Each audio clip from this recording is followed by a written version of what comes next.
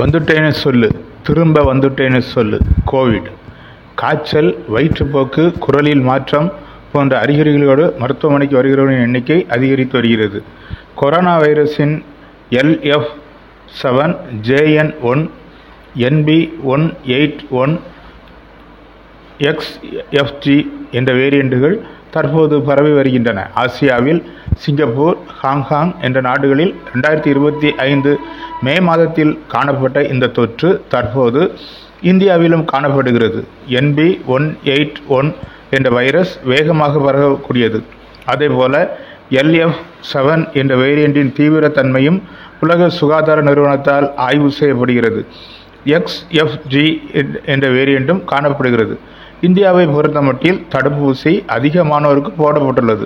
தகுதியுள்ள பெரியவர்களில் 95% தடுப்பூசி போடப்பட்டுள்ளது. 75% பூஸ்டர் டோஸ் போட்டுள்ளனர்.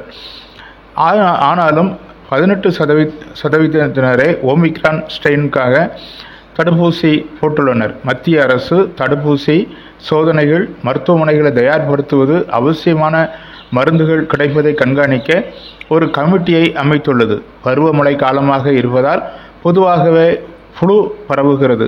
ஃப்ளூ, கோவிட் இரண்டுக்குமே காய்ச்சல், இருமல், தொண்டைவலி, தலைவலி, அசதி என்பவை பொதுவான அறிகுறிகளாகும். கோவிடை பொறுத்தமட்டில் ருசி, வாசனை ஆகியவற்றை அறிய முடியாது. ஆனால் இப்போது வரும் கோவிட் குரலில் மாற்றத்தை உண்டாக்குகிறது.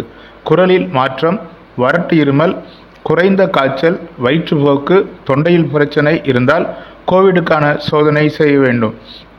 நீங்களும் குடும்பத்தினரும் அரசு வழிகாட்டுதல்படி தடுப்பூசியை போட வேண்டும். பெருங்கூட்டமுள்ள இடங்களுக்கு செல்வதை தவிர்க்க வேண்டும். முகக்கவசம் அணிய வேண்டும். ஆக்சிஜன் அளவை தொடர்ந்து கண்காணிக்க வேண்டும். கொரோனா என்றதுமே நமக்கு ஊரடங்கு நினைவுக்கு வரும். ஆனால் தற்போது காணப்படும் வைரஸுக்கு ஊரடங்கு தேவையில்லை என்று கூறப்படுகிறது. தீவிர சிகிச்சை பிரிவில் அல்லாமல் வெளிநோயாளியாகவே சிகிச்சை பெற்றுக் கொள்ளலாம்.